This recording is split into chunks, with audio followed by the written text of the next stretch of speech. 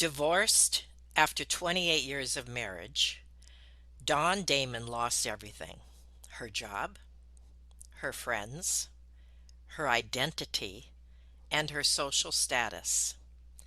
It was painful. She felt helpless, but not hopeless. Dawn has always been a hope believer. Dawn is now a brave heart mentor for those who have experienced loss. And you do not want to miss this interview. Have you ever felt like giving up, quitting, throwing in the towel? Welcome to Never Ever Give Up Hope featuring Carol Graham. She's an author, health coach, and motivational speaker. Backed into a corner multiple times in her life, Carol shares with you stories on how she overcame some of the toughest obstacles a person can go through in life, but refused to give up hope. Rather than admit defeat, an opportunity was presented, and it involves each and every one of you. Carol will feature spectacular guests who will share their messages of hope, encouragement, and their inspiration to prove why life's adversities only make you stronger. And now, welcoming the host of the show, here's Carol Graham.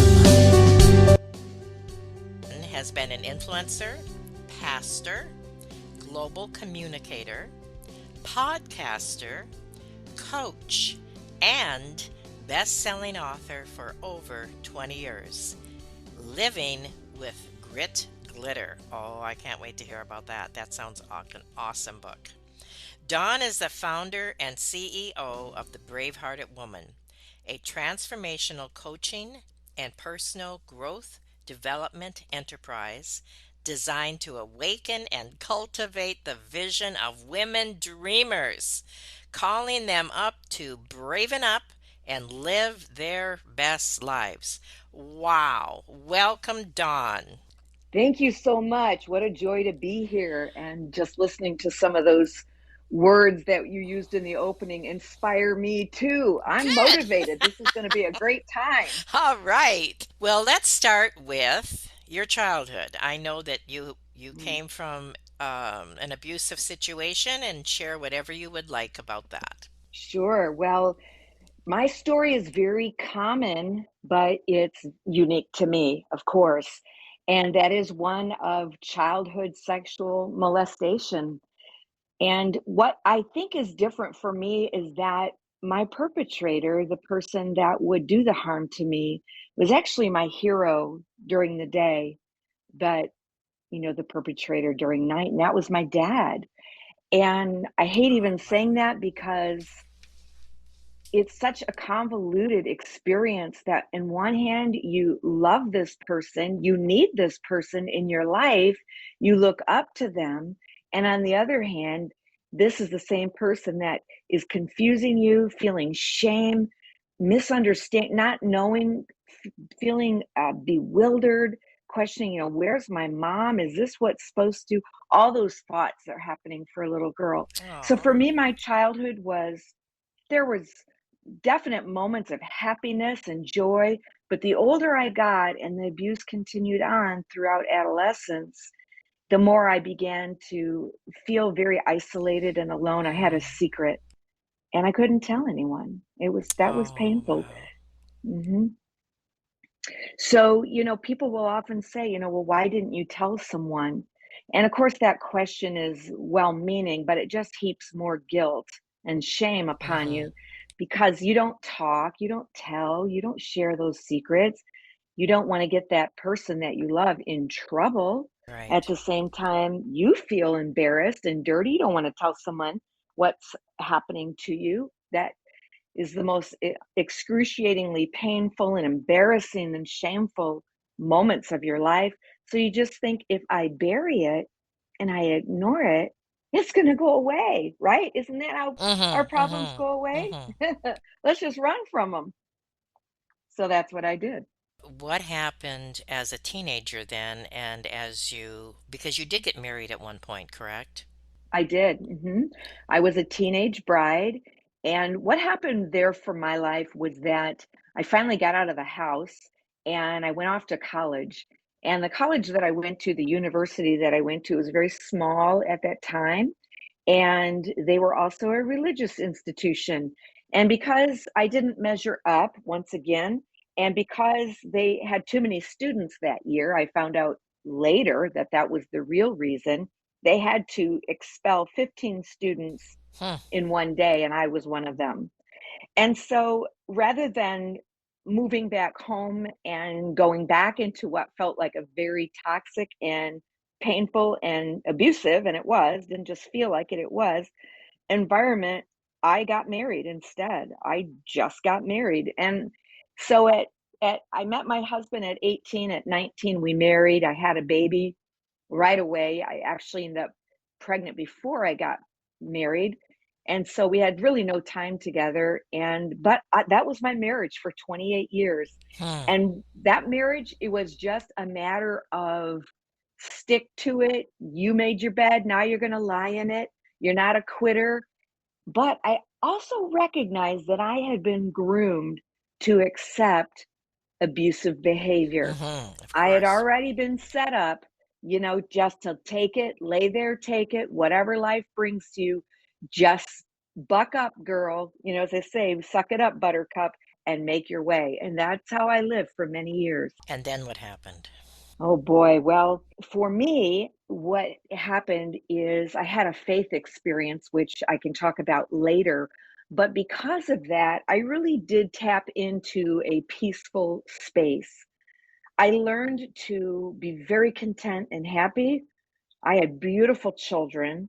I did love my husband, but I will acknowledge that it was a very toxic relationship Hmm. in that and I don't blame him initially. I blame him secondarily. But, he was a young guy, I was young, and neither one of us really understood what the aftermath of childhood abuse would bring. He didn't understand that he couldn't touch me in the middle of the night. I didn't understand that I was being triggered and that I would wake up thinking, I don't know where I am right now. All I know is abuse is happening. And I finally, Hmm.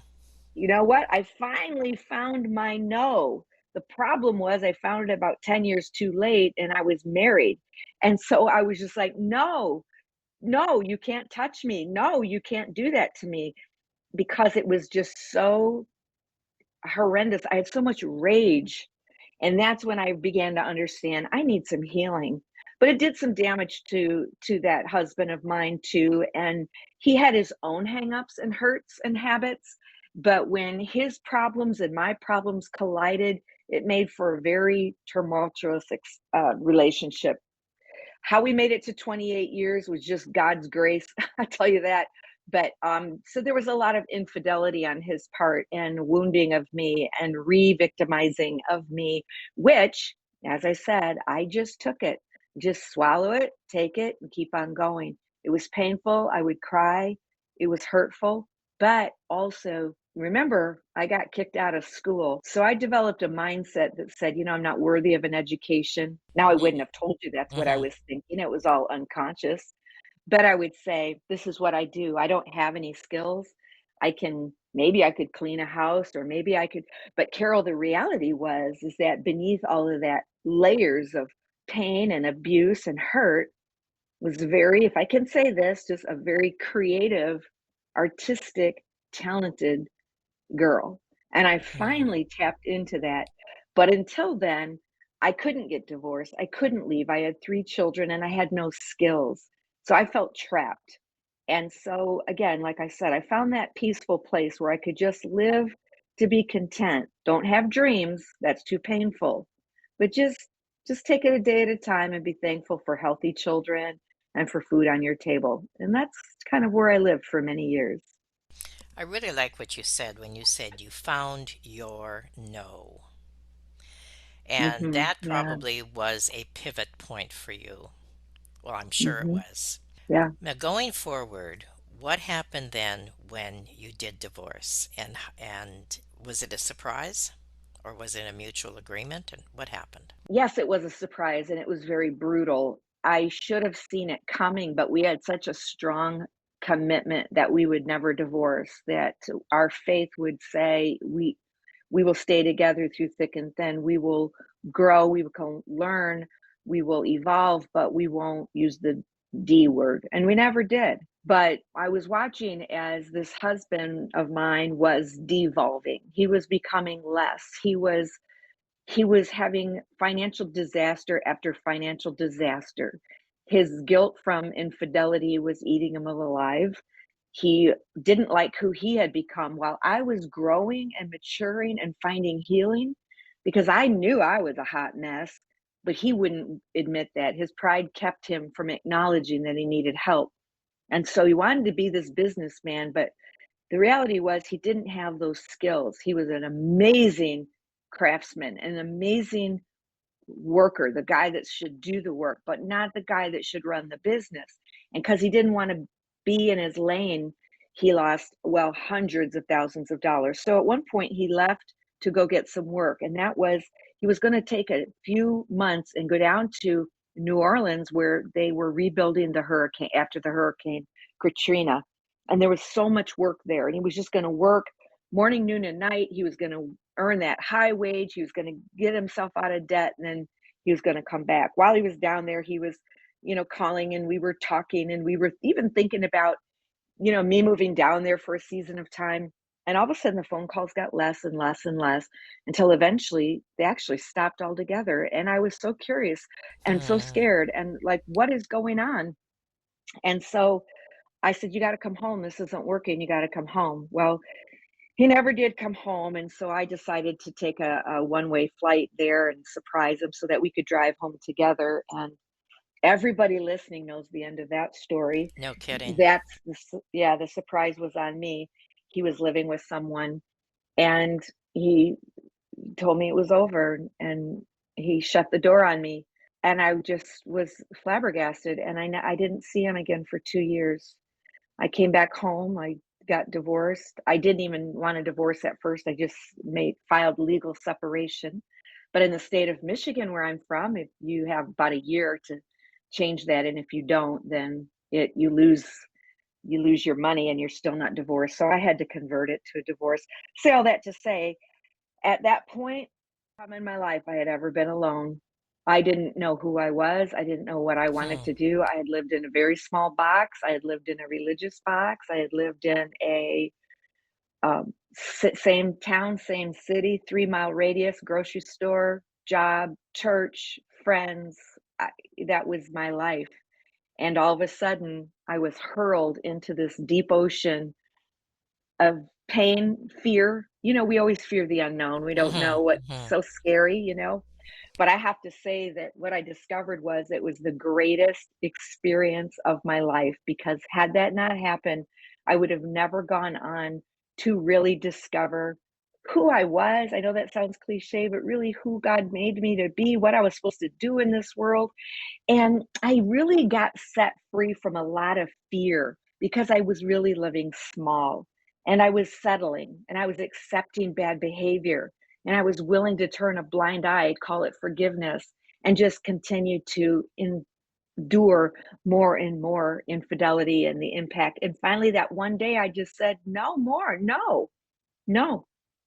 And even though, a couple years later, and he was sorry and maybe wanted to make it work, and at that point, it was like, no, I am free. I will never look back again. But I started from scratch. I started from nothing. I had nothing. Just thinking about that, it's just like I just got hurled out of my comfort zone into this scary wide open space, and I didn't want to be there. I wanted to crawl back into my hole, but after a while I discovered it was a beautiful space. As I am listening to you, I can imagine how the audience is relating. There are Mhm. many, many women, and it's no surprise to you to hear me say that, who are Yeah. in this position, who have been in this position. There are those who are there now, and they do not know what to do and which way to turn.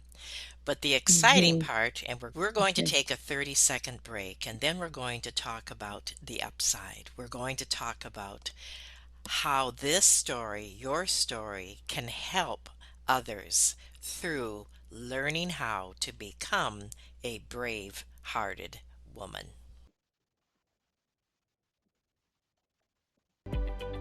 Carol Graham would like to show you the path from misery to miraculous triumph in her fast-paced memoir, Battered Hope. She relates her determination to succeed as someone who experienced one horrendous nightmare after another. Gang raped and left for dead, loss of a child, husband falsely imprisoned, and cancer. Nothing could break her tenacity or faith. No matter what you face, heartache, loss, suffering, or injustice, Carol will illustrate how she became a victor the same way you can. The secret is to never, ever give up hope. Order your copy at Amazon or batteredhope.blogspot.com. Welcome back to Never Ever Give Up Hope. My guest today is Dawn Damon, and she is definitely a person who never ever gave up hope, who never quit.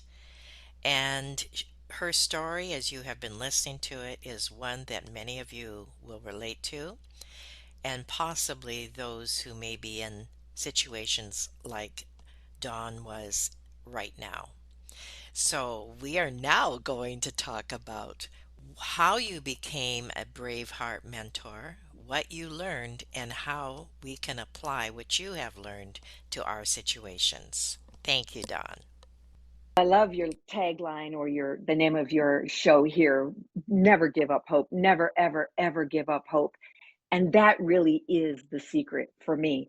The shadow side of not quitting was that sometimes you hang on too long. Mm, Sometimes you endure and you allow this abuse to happen. And so that was not the good part. I would just say, if anyone's listening, there is such a thing as a necessary end. That's not giving up. That's just finishing well and saying, I've done my best. I'm done. Right? But not quitting on life. I love the word grit and I love glitter. So it just made sense that the two would go together. I am a resilient, down and dirty, hang on kind of a girl. I am. I don't quit. I dig in and I persevere. But life forced me to either, curl up in a ball and cry uncle or get back up, rise up, brush myself off. And Carol, I did not want to be a victim. That was just something that it didn't match my temperament. I'm a fighter, I'm a scrapper, I hang on. And so I was very determined to have a healthy mind, to have a healthy heart.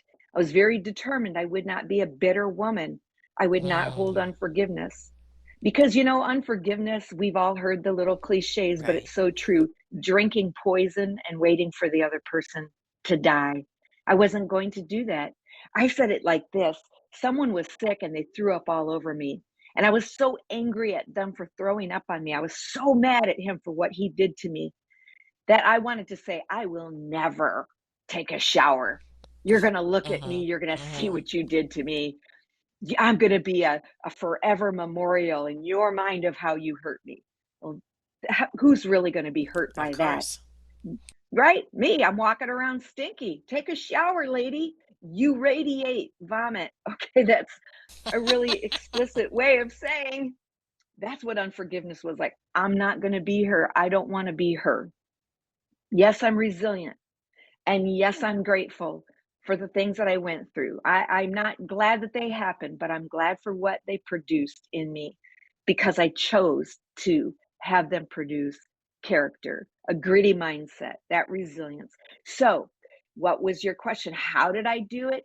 I thought if I can make it, anyone can. They just need help. They just need a cheerleader. They just need true north, somebody to point them that says, I've been there. I made it. You can too. Failure is an event, it's not a person. You're not going to stay curled up in this ball. You may have felt like you failed. You're not a failure. You've learned, and pain sometimes is the best educator. There is a lot of information in those experiences. So let's reap the information. Let's extract the gold. Let's get the prize.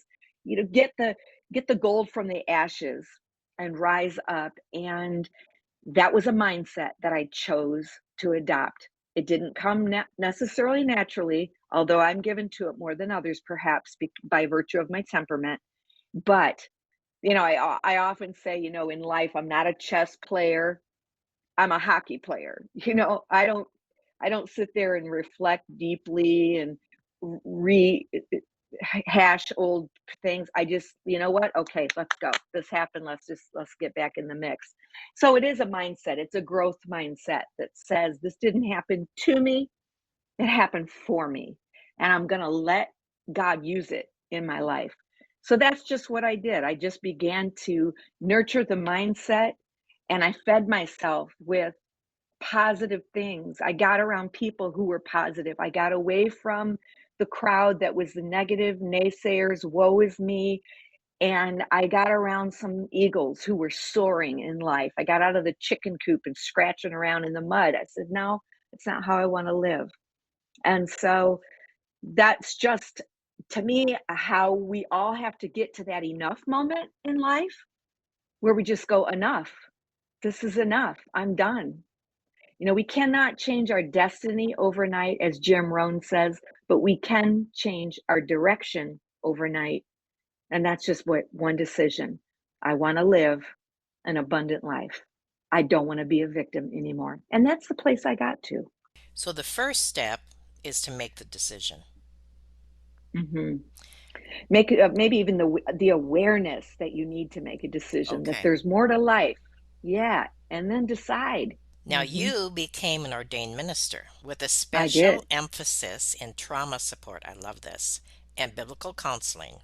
You developed and worked as a director of support and healing, or sorry, as director of support and healing groups in a mega hmm church. And you were serving hundreds of women overcoming abuse and trauma. Can you talk a little bit hmm about that? Yes, well, and actually, that was happening as well as when my marriage was falling apart. That is the faith that I speak about. That is the place that I got where I recognized that God wanted to use my story. I often say it was my history, but it was His story. Same word spelled different, said different. But I found that place where I began to develop these groups for support for women who had the same story: childhood abuse, rape, infidelity, betrayal. And together, I was leading these groups, and I began to raise up teams, coaches, other women that wanted to do the same work. And it just felt like it was the redemption of my story. Like, I went through this and it was horrible, but yet we can turn it around and use it for good. And so that's what the work that I was doing. I lost a lot of that work after my divorce because that ended my career there. But after I got back up and brushed myself off, I actually planted my own church, and together with another couple, and we did the same work. So I've always since then been involved in the healing work for women, trauma survivors, written books for husbands who are married to a trauma survivor, or even Hmm. the woman Hmm. herself. So I've just been really committed to using my story. Carol, I don't think that, I know we have to use discretion, but so many times people want to show this perfect image and say, I have it all together, so therefore you should follow me and my advice.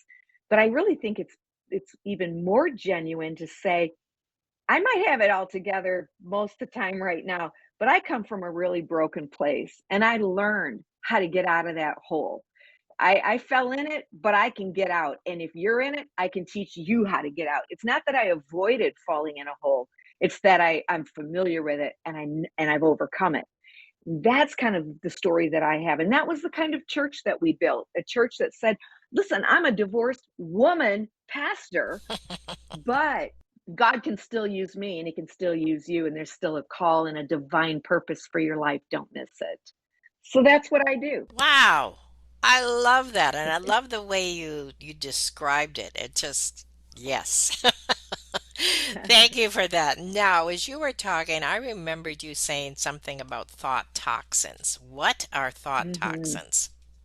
Mm.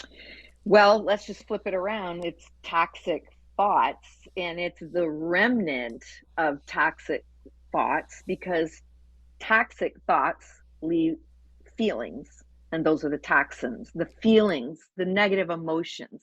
And the negative feelings and the negative emotions, of course, produce behaviors, and then behaviors produce results. So if you want to change your life, you have to start by changing how you're thinking, what you're thinking about, and how you're thinking. We've discovered now so much about the brain, haven't we? And we know that it's plastic now, neuroplasty, that the brain can change, it can grow, but that it also really likes the path of least resistance. So 80 to 90% of what you do and how you think is habitual. It's your thought habits, your thought patterns. And if they're toxic, you're going to keep getting the same thing over and over and over again.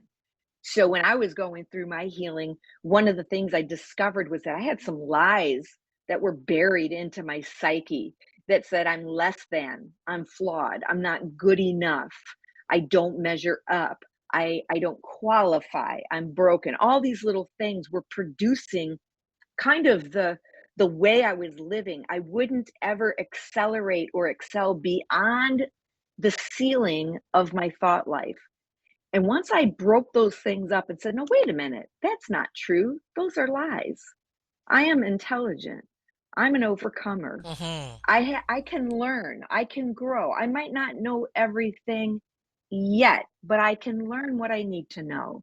Or, I just because I didn't have that education, that paper, that bothered me for the longest time. But I had so much wisdom and experience, and that means something. That adds up to an education. So I had to reframe. People who are stuck today have thought toxins. They have the remnants of lies. Right. They're fellowshipping or friendshipping with negative thoughts. They're perseverating or rehashing painful experiences, or shameful, what I did wrong, what I could have done better. Oh my gosh, if I only. Or I hate myself, I loathe myself. All of those things will produce for you a life that's mediocre at best. And so that's where we have to start in there, make that decision to turn our life around. And the next thing you're going to start doing is becoming a student of how you're talking and thinking. A student of how you're talking and thinking. That is Mhm. great. I love that definition. Now, you said that a brave hearted woman has the mindset of an overcomer, and that Mhm. victim or victor is their choice. Overcoming the Yes. effects of possibility blindness and a hope that never fades. So, talk a little bit about that. Expound on that. Well, I believe in having a vision. And as an overcomer, we have to see where we'd rather be, or who we'd rather be than where we are right now, and the stuckness. Sometimes when I'm coaching women, and that's one of my joys is coaching women, that sometimes when I find that they're stuck, I say, tell me something. Where do you see yourself in 1 year or 3 years or 5 years from now? And the truth is they don't know. And then it starts to come out. I don't really see anything for me. I don't really know what my future is. I don't really know what I'm good at. Well, then I bring them back to a Bible verse that I believe is very true. It says, without a vision, you're going to perish. In other words, without a vision of where you'd rather go, a preferred future, why you are on this earth, what are you meant to do? If you don't know that or see that or have that, you're going to just fade to black, so to speak, just become irrelevant, invisible. You're going to, what's to live for, or what's to wake up in the morning for, what's to be disciplined for? It doesn't matter what you accomplish or what you do if you have no vision. And so I begin to find that women are not going deep inside of themselves or in prayer, Hmm. going, what is it I'm supposed to do? Why have I been created? Why am I on this earth? What is my assignment, if you will, my divine assignment? I believe everybody has one. I know everybody has one. And if you don't find that, you lack that fulfillment. And so once we begin to articulate, an overcomer is someone who can recognize that the mountain that they might be facing in their life has no right to stay there. They will overcome it. They'll either go through it, they'll go around it, or they'll speak to it and it will move. But that mountain that's looming in front of them, only there to help them become strong. But you do need to not acquiesce to circumstances, painful experiences, life circumstances. Someone once said, well, under the circumstances. And I said, hey, what are you doing under the circumstances? We're above the, we're supposed to be above the circumstances. And so I love watching people, the light goes on and they get a vision. And when they get a vision, the vision imposes on them a discipline. It's so powerful and so compelling that it begins to change their life. What kind of person is the person that has what you're dreaming about? What kind of woman does the things that you're dreaming about doing? Is it the woman who sleeps until noon and has no drive and her body's out of shape and and she's a victim and she's holding unforgiveness? They say, no, it's not her. And I go, well, what kind of woman is it? Hmm. And they'll begin to tell me, and I'll say, she's within you. She's in you. It's time for you to tap that woman. Oh, And again, my faith, I love that. yeah, my faith says we can do all things through him who gives us strength. You have written a few books, and two of them that I Hmm. have noted here are When a Woman You Love Was Abused, if you want to share a little bit about that, and also your Sure. best-selling book, The Freedom Challenge for Men, 60 Days to Untie the Cords That Bind You. So share a little bit about your books and those two as well, please. Yes, I will. So I have 6 books almost to my credit. I just wrote the last paragraph in my coming up book yesterday, so I'm excited about that. The first 2 books that I wrote are surrounding the idea of the abuse. In my marriage, I recognized that I didn't know what was going on with me, but my husband, sure enough, didn't know what was going on inside of me. And he didn't want to know. He just wanted me to fix it and get better. And I love him and respect him, but I just have to say, he just had a real primitive way. It was just like, you're my wife. I can have you whenever I want, and that's that. Well, that didn't work for me as a survivor. It was like, no, that's not what's intended. That's not what marriage is. He wouldn't tell you that today, of course. He's completely different. But that was how he thought. So I wrote a book for husbands called When the Woman Hmm. You Love Was Abused, a husband's guide to helping his wife overcome. And I wanted it for him so he wouldn't make the same ridiculous mistakes that my husband was making due to ignorance and just not knowing and re-victimize his wife over and over again. The second book I wrote was When the Woman Abused Is You, was Mm. your story, how you can heal. And then I wrote a book called Telling, and that was just why, a lot of the Me Too movement stuff was going on, and people were saying, Mm. "Oh, she's making it up. Why are they just now telling?" Right, right. Well, okay, so that's why, because of the trauma, because sometimes we even block it out. There's so many things I don't remember about my childhood. It's just gone. It's still there in my subconscious. It's just not in my conscious memory. But then from there, it was like, okay, what's next? After we get through all this trauma and we talk about it, I want to write about healing. I want to write about Mm. freedom. So the next 2 books were Freedom Challenge for Women, and then I did the Freedom Challenge for Men with my husband. And I am remarried. I have an amazing husband. He's just absolutely a hunk of burning love. And we're having a great time. We've been together 12 years, married 12 years now. So I'm very grateful, thankful. And then the book I'm writing right now is The Brave-Hearted Woman, and all the things we've been talking about put into this book. Like, how are you going to overcome? And I coin it fortitudes. I say there's 5 fortitudes a brave-hearted woman has to have. And I'll leave that for our next interview. But it is so good. I can't wait for it to hit the stands. And your course. What about your course? Yes, and so I have courses.